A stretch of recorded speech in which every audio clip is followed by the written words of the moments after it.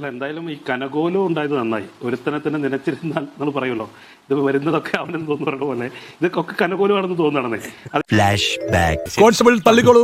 ഇത് ഏതെങ്കിലും ഉദ്യോഗസ്ഥർ കൊടുക്കുന്ന ഡോക്യുമെന്റ് വെച്ചാണ് സ്വാഭാവികമായും ചാർട്ടേഡ് അക്കൗണ്ട് ഈ കണക്കുകൾ തയ്യാറാക്കുന്നത്. അവരെടുത്ത് ഇത് എസ്റ്റിമേറ്റ് ആണെന്ന് പറഞ്ഞിരിക്കാൻ സാധ്യതയില്ല. മറിച്ച് ഇതാണ് ആക്ച്വൽ തുക അല്ലെങ്കിൽ ആക്ച്വൽ എക്സ്പെൻസ് ഇതാണെന്ന് പറഞ്ഞിട്ടായിരിക്കാം ഈ വിജയൻ അസോസിയേറ്റ്സ് എന്ന് പറയുന്ന ചാർട്ടേഡ് അക്കൗണ്ടിന്റെ കയ്യിൽ കൊടുത്തിരിക്കാൻ സാധ്യത. അങ്ങനെയായിരിക്കാം ഇത് സംഭവിച്ചത്.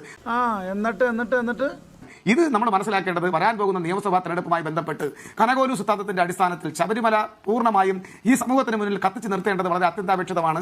അത് ഒരു ഉത്തരവാദിത്തപ്പെട്ട ഒരു പ്രതിപക്ഷം എന്നുള്ള നിലയിൽ അവരിത് പരമാവധി ശ്രമിച്ചുകൊണ്ടിരിക്കുകയാണ്.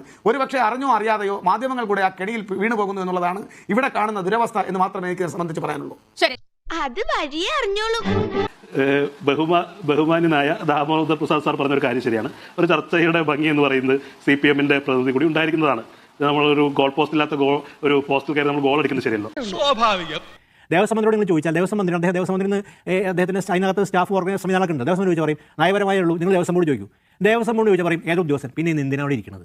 ഈ ദേവസ്വം മന്ത്രിയും PN വാസവനും അദ്ദേഹം വലിയ പണ്ഡിതനായ PN വാസവനും ഈ ദേവസ്വം വകുപ്പ് വൈസ് പ്രസിഡന്റ് ദീർഘകാല പരിചയസമ്പന്നനായ പരിണതപ്രജ്ഞനായ ജയകുമാറും എന്തിനാണ് അവിടെ ഇരിക്കുന്നു? ഈ ഒരു ഉദ്യോഗസ്ഥൻ ദേവസ്വം കമ്മീഷൻ വെച്ചാൽ ഞാൻ അങ്ങനെ പറഞ്ഞില്ല. നിങ്ങൾ പറയണം, പിൻ പോയിന്റ് ചെയ്യണം. അതിനുള്ള ആത്മവിശ്വാസം നിങ്ങൾക്കില്ല. കാര്യം നിങ്ങൾക്ക് പാർട്ടി അനുവാദം വേണം. അതൊട്ട് സുരേഷ് കുമാർ ഇല്ലാത്ത ഞാൻ കുറ്റപ്പെടുന്നില്ല. കാര്യം നിങ്ങൾക്ക് അനുവാദം ഇല്ലെന്ന് പറയാൻ പറ്റില്ല. അപ്പോൾ ചാർട്ട് അക്കൗണ്ട് ചോദിച്ചാൽ ചാർട്ട് അക്കൗണ്ടിനെ കുറ്റപ്പെടും. പിന്നെ ആരാണ് സാധനം ക്ലറിക്കൽ എററോ? ഈ കോടികളെ ക്ലറിക്കൽ എററോ? ഈ ആരെയാണ് നിങ്ങൾ കബളിപ്പിക്കുന്നത്? നിങ്ങളുടെ വിവരദോഷികളെ കേഡർമാരെ നിങ്ങൾ വേണമെങ്കിൽ കബളിപ്പിച്ചോളൂ. പൊതുസമൂഹം അങ്ങനെയല്ലോ. ആരാണ് ഈ ക്ലറിക്കൽ വെച്ച് കബളിപ്പിക്കുന്നത്? നിങ്ങൾ കിട്ടേണ്ടതൊക്കെ കിട്ടിയല്ലോ, സമാധാനമായല്ലോ.